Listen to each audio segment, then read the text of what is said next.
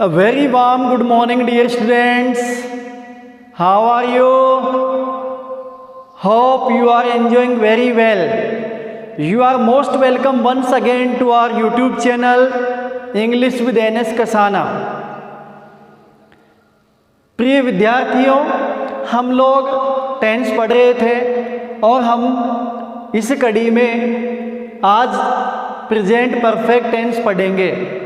Present indefinite और present continuous tense हम लोग पहले के वीडियोज में पढ़ चुके हैं। आज का वीडियो शुरू करने से पहले मैं आपसे अनुरोध करना चाहूँगा कि यदि आपने अभी तक मेरे YouTube चैनल को सब्सक्राइब नहीं किया है तो please subscribe my YouTube channel so that you can get more videos on this channel। आइए आज का वीडियो शुरू करते हैं। प्रिय विद्यार्थियों, प्रेजेंट परफेक्ट टेंस की हिंदी में पहचान है। हिंदी में वाक्यों के अंत में आता है चुका है, चुकी है, चुके हैं और चुका हूँ, लिया है, लिए हैं या ली है इत्यादि शब्द आते हैं। हिंदी में पहचान इस तरीके से हमने कर ली। और यदि हम लोग जनरल पहचान की बात करें तो इसमें वो सब एक्टिविटीज़ शामिल हैं जो कि फिनिश हो चुकी हैं, लेकिन उनका कोई टाइम नहीं दिया गया है। हम कह देते हैं कि मैंने अभी अभी चाय पी ली है, कोई फिक्स टाइम नहीं होता। कई बार ऐसी एक्टिविटीज़ भी होती है कि जैसे मैंने कहा कि मैं ताजमहल देख चुका हूँ, लेकिन मैंने टाइम नहीं बताया। जैसे मैंने कहा मैंने अभी अभी चाय पी ली है, तो अभी इसमें तो टाइम बता दिया, यानी काम खत्म हो चुका है रिसेंट पास्ट में।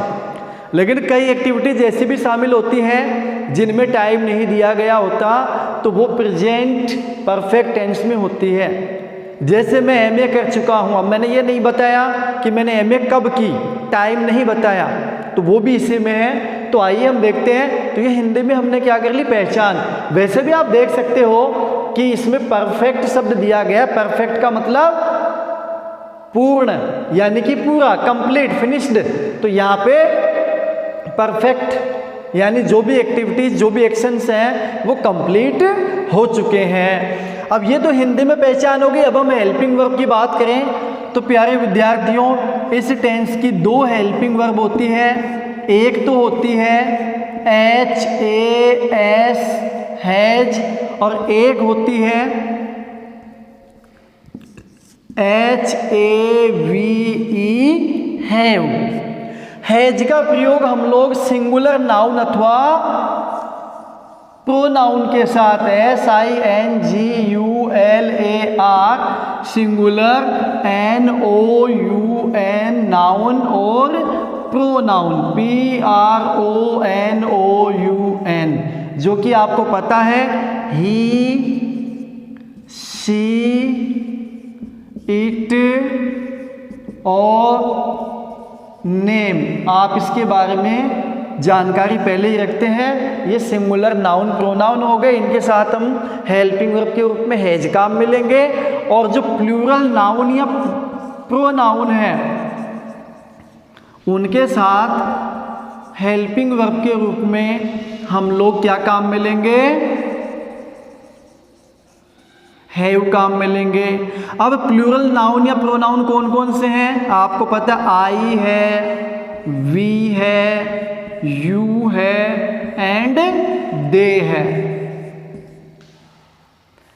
यहां तक आ गया होगा समझ में।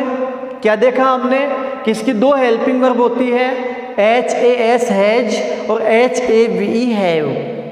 हैज का प्रयोग हम लोग सिंगुलर SINGULAR सिंगुलर नाउन या प्रोनाउन जो कि ही, शी, इट, नेम होते हैं, इनके साथ हम हेल्पिंग वर्ब के रूप में हैज काम मिलेंगे।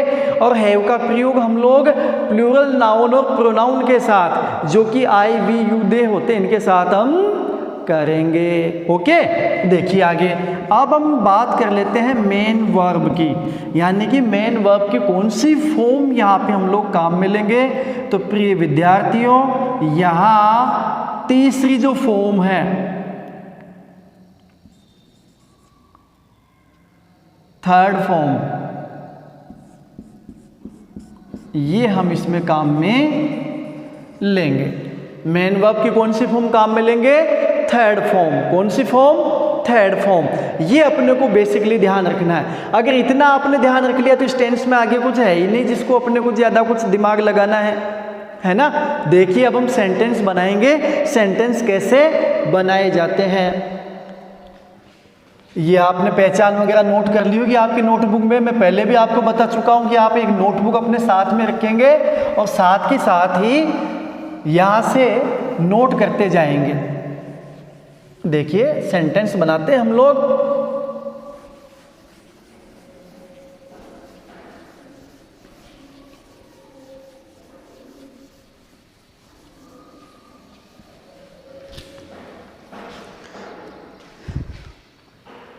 जैसे सेंटेंस है, अब देखिए सबसे पहले हम लोग, आपको पता है कि जो एफर्मेटिव सेंटेंस होते हैं उनका फॉर्मूला क्या है, उसके बारे में चर्चा कर लेते हैं।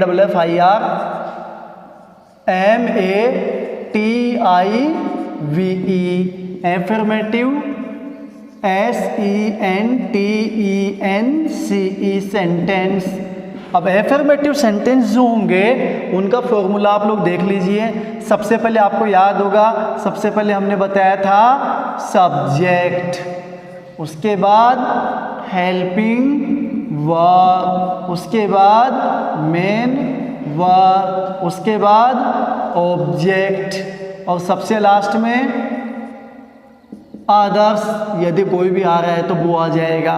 ओके, तो देखिए इसमें सब्जेक्ट के अकॉर्डिंग हेल्पिंग वर्ब लगानी पड़ेगी। सब्जेक्ट सिंगुलर तो हेल्पिंग वर्ब हैज लगा देंगे, सब्जेक्ट प्लूरल है तो हेल्पिंग वर्ब हैव लगा देंगे, और मेन वर्ब की थर्ड फॉर्म अपने को यूज में लेनी है।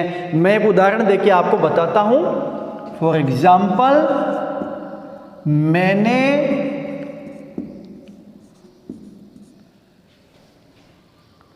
पहला पाठ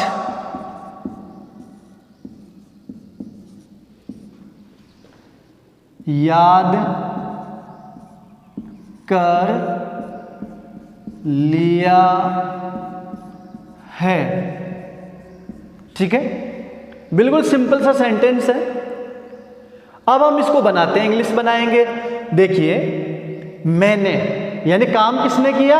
आई। तो हम यहाँ पे सब्जेक्ट क्या आ गया अपना? आई। आई। अब आई के साथ आई प्लूरल सब्जेक्ट है या सिंगुलर सब्जेक्ट है? तो हमने देखा कि आई प्लूरल प्रोनाउन में काउंट हो रहा था। अभी पीछे देखा आपने आई, वी, यू, दे। तो आई के साथ हेल्पिंग वर्ब क्या काम में लेंगे? हैव। तो ये बन गया आई हैव। सब्जेक्ट आ गया, हेल्पिंग वर्ब आ गई। अब हमको मेन वर्ब लगानी है। काम कौन सा हुआ है? याद करना। अब याद करने को इंग्लिश में क्या कहेंगे? अब आप सोचोगे कि रिमेंबर भी कह सकते हैं, है ना, लेकिन रिमेंबर नहीं आएगा प्यारे बालकों। यहाँ पे आएगा लर्न, LEARN, लर्न। लर्न यानी सीखना या याद करना। अब हमारे सामने एक प्रॉब्लम और आ सकती है कि इसकी सेकंड फॉर्म और थर्ड फॉर्म है ना, तो वो तो आपको एक बार सीखनी पड़ेगी। आपको first form, second form, third form अपने नोटबुक में वैसे तो मैं आपको पहले लिखवा चुका था, अपने प्रेयर में हम लोग लिखते थे यहाँ पे। फिर भी आप लोग और कहीं से जहाँ से भी मिले, कोशिश मैं भी करूँगा कि एक वीडियो केवल वर्ब की फॉर्म्स पे बना दूँ, तो उनको आप लोगों को लर्न करना है। तो देखिए LEARN,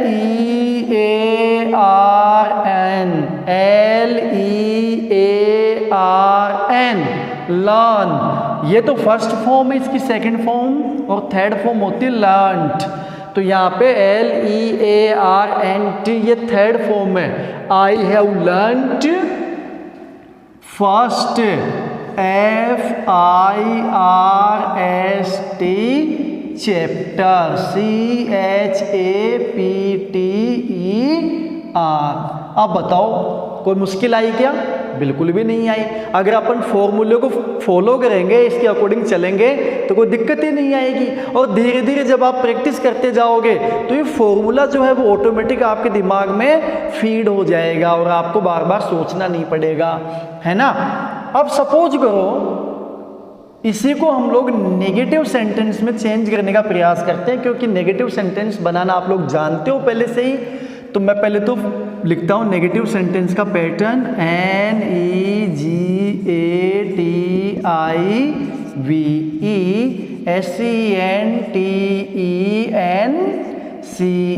नेगेटिव सेंटेंस। अब देखिए सबसे पहले क्या आ जाएगा, SUBJECT सब्जेक्ट।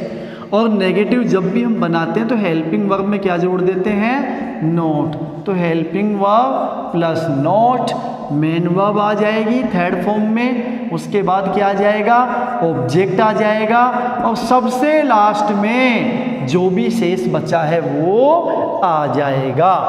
तो यहाँ अगर आप इसी सेंटेंस को ले लें तो मैंने पहला पार्ट याद नहीं किया है ना, तो क्या बनेगा, इंग्लिश बनाइए जरा। आई, हेल्पिंग वर्ब क्या आएगी, आई के साथ हैव, क्योंकि नेगेटिव बना रहे हैं इसलिए क्या जुड़ जाएगा, नोट जुड़ जाएगा हेल्पिंग वर्ब में। I have not main verb की third form, LEARNT learnt first chapter, CHAPTER। Okay, आया समझ में। आगे देखिए आप, थर्ड टाइप सेंटेंस जो है वो आप देख सकते हो, इंटरोगेटिव, INTERROGATIVE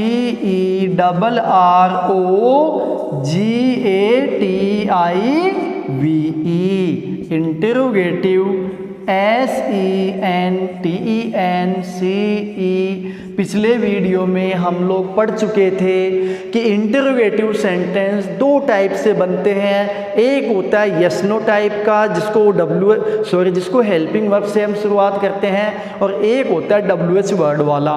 तो हम पढ़ चुके थे कि यदि सेंटेंस में कोई WH वर्ड दिया गया है तो सबसे पहले WH वर्ड आ जाएगा, उसके बाद हेल्पिंग वर्ब आ जाएगी, फिर क्या आ जाएगा, सब्जेक्ट आ जाएगा। ओके, फिर मेन वर्ब, फिर ऑब्जेक्ट, और सबसे लास्ट में अदर्स, और लास्ट में इंटरोगेशन मार्क। हम पढ़ चुके थे कि इंटरोगेशन मार्क जरूर लगाएंगे, इसको भूलना बिल्कुल भी नहीं है। तो ये इस तरीके से बनेगा। अब सपोज कीजिए कि इसी सेंटेंस को अपने को इंटरोगेटिव में बनाना है, तो हिंदी में क्या बनेगा ये, क्या मैंने पहला पाठ याद कर लिया है। ओके, अब आप समझ सकते हो इस चीज को। क्या वाक्य की शुरुआत में क्या आ गया, इसका मतलब हेल्पिंग वर्ब से बनेगा, क्योंकि इसका आंसर आप आइडिया लगाइए कि या तो यस आएगा या नो आएगा। ये नहीं आएगा कि मैंने क्या याद कर लिया, क्योंकि क्या तो पहले आ गया कि मैंने क्या याद कर लिया, पाठ याद कर लिया। तो क्या मैंने पहला पाठ याद कर लिया है, इसका मतलब यस नो टाइप वाला है और हेल्पिंग वर्ब से बनेगा। अब देखिए यहाँ सब्जेक्ट को ने मैंने यानी आई है, आई के लिए हेल्पिंग वर्ब क्या आएगी, हैव। उसके बाद सब्जेक्ट आ जाएगा, क्योंकि फॉर्मूला क्या कह रहा है, WH वर्ड नहीं आ रहा तो हेल्पिंग वर्ब लगा दो। सब्जेक्ट कौन है इसमें, आई। अब आएगा मेन वर्ब की थर्ड फॉर्म, LEARNT लर्न्ट। अब आएगा ऑब्जेक्ट।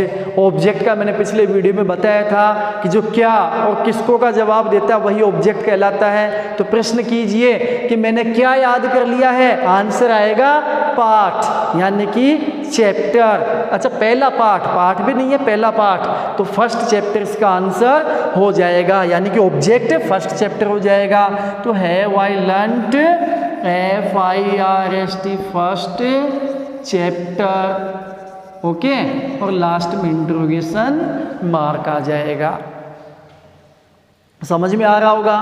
आगे देखते हैं, फोर्थ जो इसकी टाइप है इंटरोगेटिव, इसी को मिटा के मैं लिख देता हूं नीचे। जो फोर्थ टाइप है वो ये फोर्थ टाइप, और आप देख लीजिए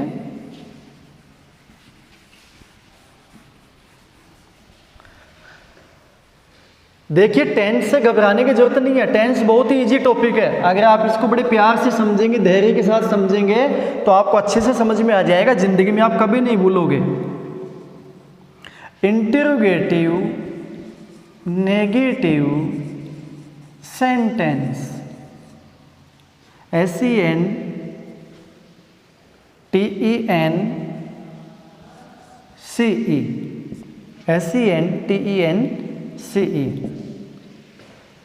इंटरोगेटिव नेगेटिव सेंटेंस। अब देखिए कैसे बनेगा। सबसे पहले अगर कोई WH वर्ड दिया गया है तो WH वर्ड आएगा, उसके बाद हेल्पिंग वर्ब, उसके बाद सब्जेक्ट, और अब आ जाएगा नोट। फिर मेन वर्ब की थर्ड फॉर्म, उसके बाद ऑब्जेक्ट, सबसे लास्ट में अदर्स, और ये इंटरोगेशन मार्क। अब देखिए जैसे हिंदी में सेंटेंस बनेगा, क्या मैंने पहला पाठ याद नहीं किया है या कर लिया है, और ये प्रश्नवाचक चिन्ह आ जाएगा। तो हमने देखा कि ये क्या है, इंटरोगेशन मार्क आ रहा है, प्रश्न पूछ रहा है तो प्रश्नवाचक तो है ही है, लेकिन साथ में नहीं आ गया, इसका मतलब नेगेटिव सेंटेंस भी है, तो इंटरोगेटिव नेगेटिव सेंटेंस हो गया। जब आप इसको बनाओगे तो याद देखा WH वर्ड नहीं आ रहा, हेल्पिंग वर्ब आ जाएगी। मैंने दिया हुआ, मैंने को आई कहते हैं, आई के साथ हेल्पिंग वर्ब हैव काम में लेते हैं, तो हम हैव सबसे पहले लगाएंगे। अब सब्जेक्ट हैव आई, और उसके बाद नोट, फिर मेन वर्ब की third form learned, LEARNT learned, first FIRST first chapter, और इस प्रकार ये सेंटेंस बन जाएगा, है ना। आ रहा होगा समझ में। अब देखिए प्रिय विद्यार्थियों, ये तो हो गया सेंटेंस बनाने की बात। अब मैं बात करता हूँ जो 10th बोर्ड के जो हमारे विद्यार्थी हैं, चाहे वो RBC के विद्यार्थी हो, चाहे वो CBSE के विद्यार्थी हो, जो हमारे इस वीडियो को अभी देख रहे हैं, उनके लिए, क्योंकि आपके एक ग्रामर का क्वेश्चन आता है, क्वेश्चन नंबर 6 आता है, वो fill in the blanks with the correct form of verb, correct form of verb भरवाई जाती है, और उसको भरना बड़ा ही आसान होता है। 4 नंबर का क्वेश्चन होता है, और उसमें थोड़ा सा अगर हमने दिमाग लगा लिया तो अपने 4 में से 4 नंबर आ जाते हैं। उसमें कुछ नहीं है, टाइम एडवर्बियल्स दिए होते हैं, और उन टाइमिंग एडवर्बियल्स को देखकर हम लोगों को टेंस को पहचानना होता है, और जो ब्रैकेट में जो मेन वर्ब दी गई है उसकी सही फॉर्म भरनी होती है। तो वो टाइम एडवर्बियल्स क्या है इस टेंस के, वो लिख देता हूं पहले तो मैं। ADVERBIALS।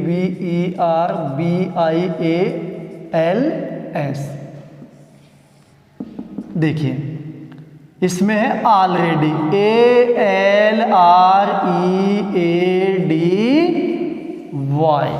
ऑलरेडी का मतलब क्या होता है, पहले से ही, यानी मैं पहले से ही चाय पी चुका हूँ और अब मुझे चाय पीने की आवश्यकता नहीं है।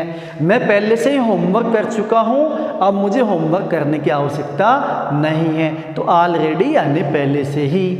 जस्ट, JUST, जस्ट, जस्ट यानी अभी, अभी, यानी कि कोई काम अगर अभी अभी खत्म हुआ है, हम कह सकते हैं I have reached here just, अभी अभी मैं पहुंचा हूं। ओके, जस्ट के साथ कभी कभी जस्ट नाउ भी आ जाता है। यट, YET, यट, यट यानी भी। ओके, इसके बाद है सो फार, SOFAR। सो फार का मतलब होता है अब तक अथवा जहां तक।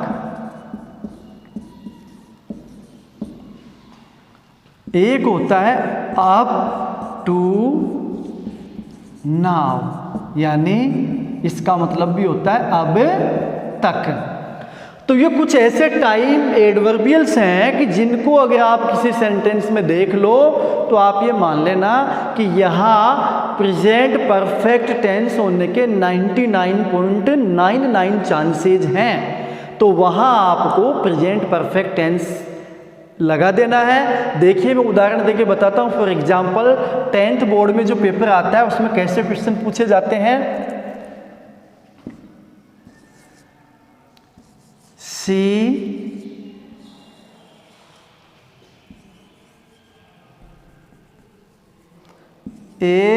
CALREADY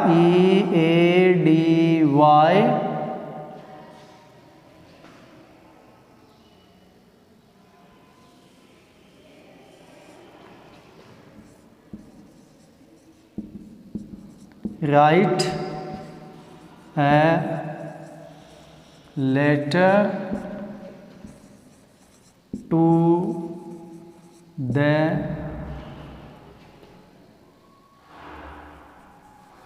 to her father। Okay, इस तरीके से सेंटेंस आता है 10th बोर्ड में।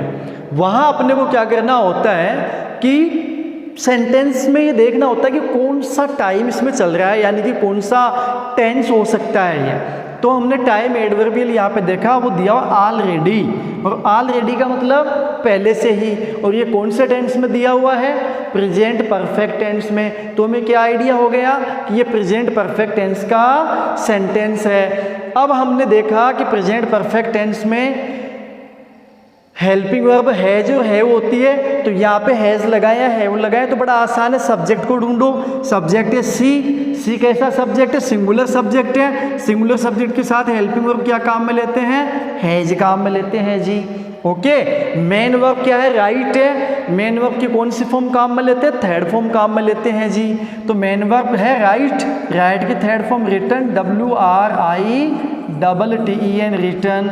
अगर आपने इतना लिख दिया तो आपको आधा नंबर मिल गया, यानी कि ये आपका आंसर एकदम करेक्ट है।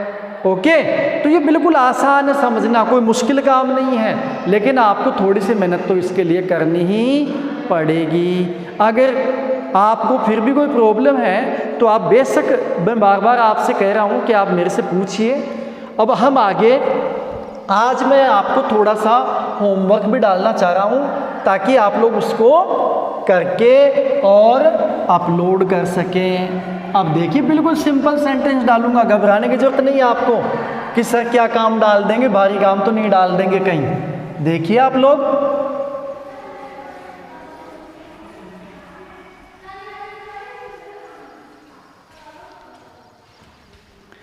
देखिए पहला सेंटेंस आपको ये करके लाना है, रमेश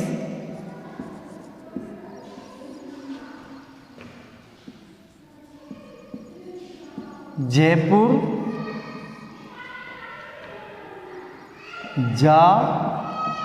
जयपुर पहुंच चुका है। यहां हम लिखेंगे पहुंच चुका है, पहुंच चुका है।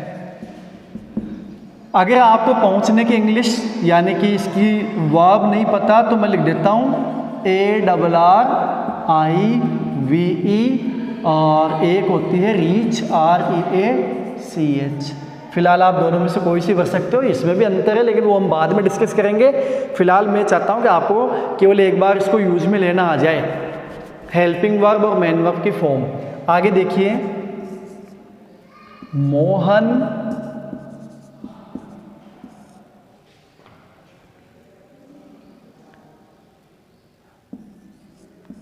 प्रधानाचार्य जी को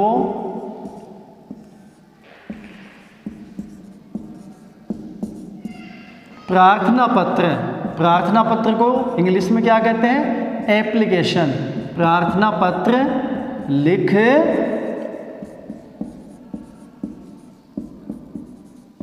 चुका है।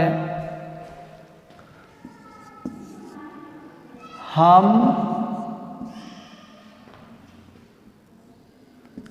ताजमहल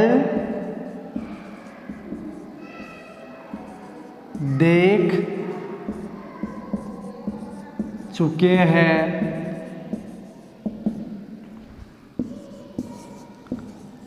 मेरी मम्मी ने भोजन पका लिया है, अथवा मेरी मम्मी भोजन पका चुकी है, एक ही बात है। तुमने